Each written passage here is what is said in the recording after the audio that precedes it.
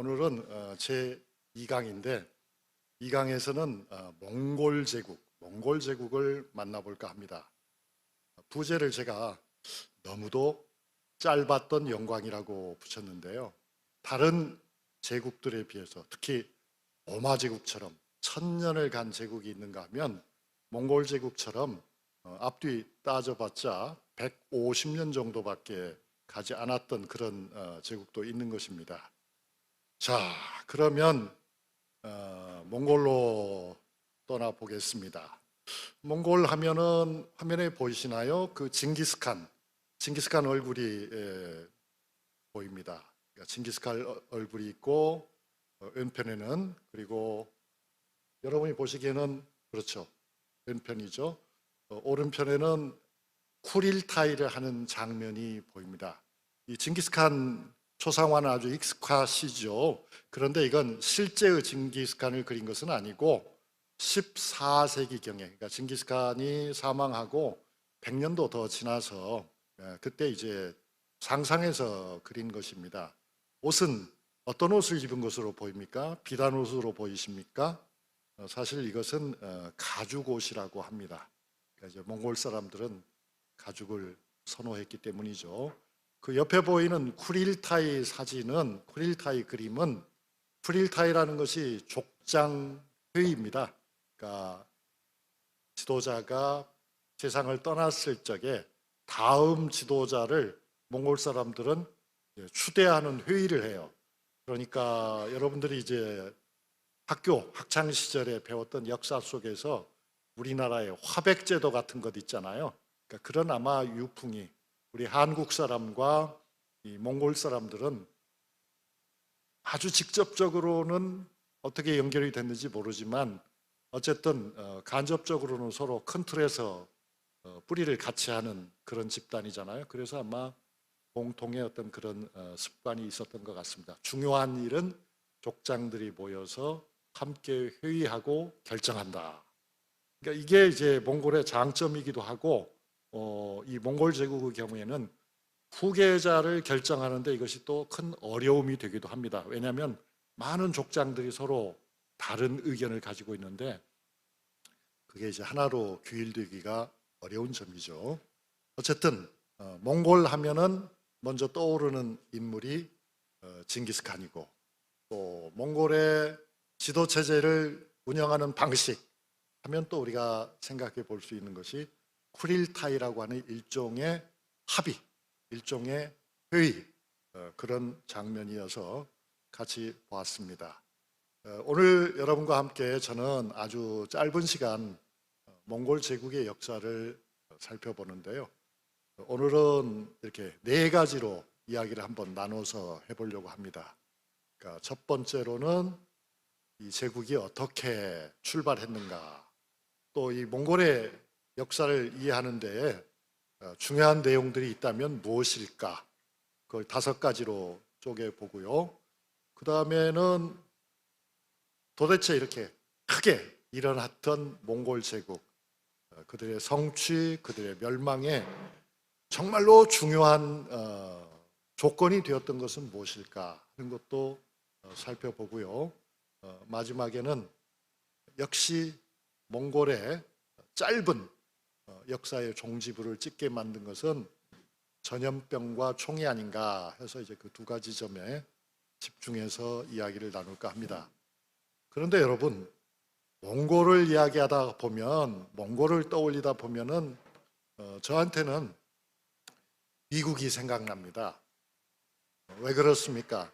이따가 좀 더 자세하게 살펴봐야 되겠습니다만, 몽골의 역사에서 우리가 빼놓을 수 없는 것은 길입니다. 길. 실크로드 다 아시죠? 또 그것은 교역 루트로서의 실크로드도 있지만은 군대를 파견하고 아주 전광석화처럼 총출동해서 먼 거리를 효과적으로 공격하고 빼앗고, 그러면서도 즉 잔인하면서도 관대하고 관대하면서도 잔인했던 그런 몽골의 모습을 보면, 그런 세계 제국 몽골의 모습을 보면 미국이 생각난다. 최근 우리나라의 대통령이라고 하는 윤석열 씨가 일본과의 관계에서 아주 보통의 시민들이 상식적으로 이해할 수 없는 바보 같은 외교적 처사를 한 것으로 지탄을 받고 있는데요. 그런 내면도 우리가 자세히 들여다보면 결국 표면에는 잘 드러나 있지 않지만 그 이면에는 미국의 조종, 미국의 압력, 또 미국에 대한 굴종, 이런 심리가 아마 작용하고 있지 않은가 생각이 됩니다. 즉 새롭게 떠오르는 중국이라고 하는 세력을 효율적으로 제압하기 위해서 미국은 한미일 동맹체제를 지나칠 정도로 성급하게 강화하려고 하는 것 같습니다. 그 과정에서 한국과 일본의 과거사가 문제가 되니까 그거를 일방적으로 한국의 양보를 통해서 해결하려고 하는 미국의 어떤 숨은 의도가 작동하고 있지 않은가, 그런 생각 들고요. 그것은 마치 몽골이 과거에 고려를 압박해가지고 선박을 제조해서 일본으로 쳐들어가려고 할 때 말하자면 연합군을 만들었잖아요. 대상은 바뀌었지만 과거에는 몽골과 고려가 연합해서, 연합이라기보다는 강요에 의해서죠. 그래서 일본으로 쳐들어가려고 했던 그런 이야기나 일본과 한국을 강제로 결합시켜 가지고 중국을 압박하려고는 미국의 어떤 움직임이 결국 비슷한 게 아닌가 하는 생각이 들기도 합니다. 자, 지도를 한번 보실까요? 이 지도는 1294년에 몽골 제국의 영토를 잘 보여주는 것입니다. 1294년은 고려 충렬왕 20년이죠. 쿠빌라이 칸이 사망한 그 해입니다. 그러니까 몽골에서 전성기를 가져온 형제가 쿠빌라이 칸, 즉 세조라고 우리가 부르는 인물이죠. 징기스칸의 손자였습니다. 그 당시 영토를 표시한 것인데요. 우리 한반도에서부터 시작해가지고 어디까지 이루고 있습니까? 저 흑해, 블랙시라고 표시되어 있죠. 흑해까지 뻗쳐 있다. 그 영토의 가운데를 쭉 흘러가고 있는 빨간 선이 보이죠.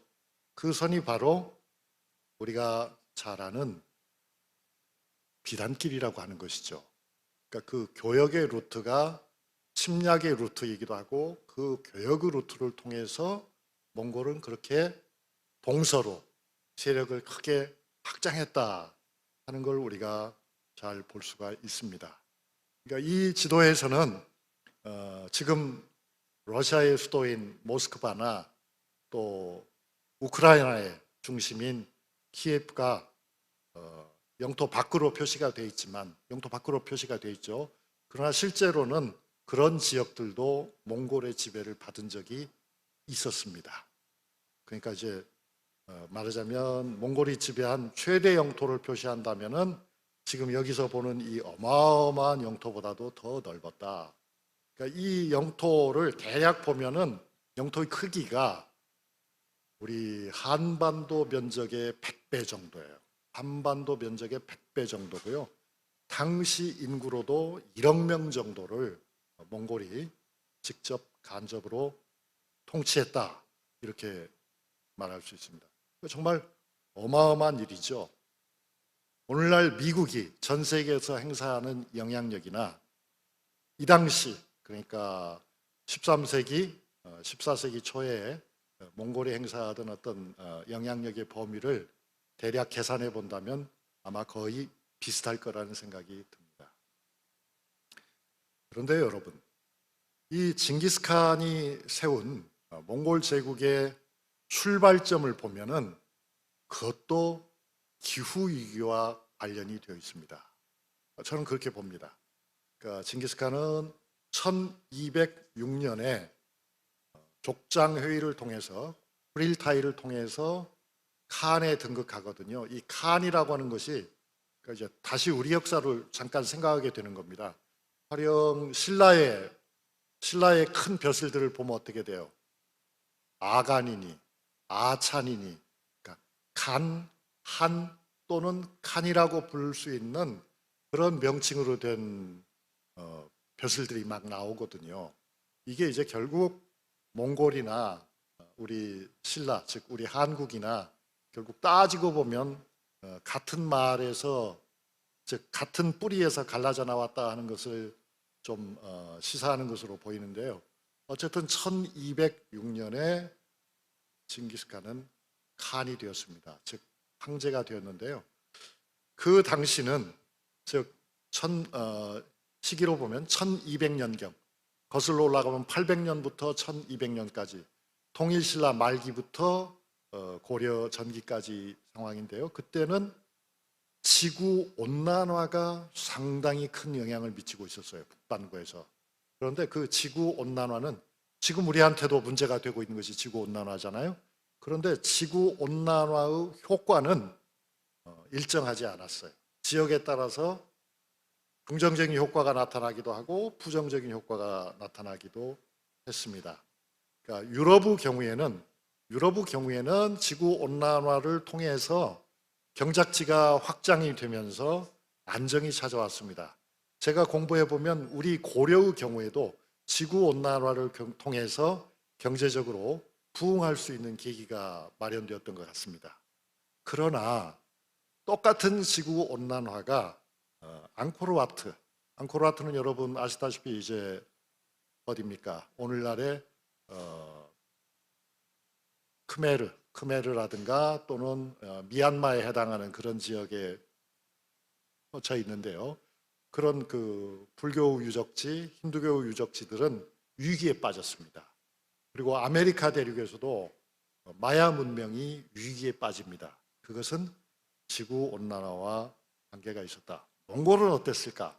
몽골에게도 지구 온난화는 당시에 큰 타격이었습니다. 어떤 의미에서 날씨, 기온이 올라가고 강수량이 그나마 적은데 더 줄어들면서 초원이 줄어들었습니다. 초원이 줄어드니까 유목민족들에게는 생계의 위협이 오는 것입니다. 그래서 이제 징기스칸은 원정을 시작하게 된 것이 아닌가 이렇게 짐작이 되는데요.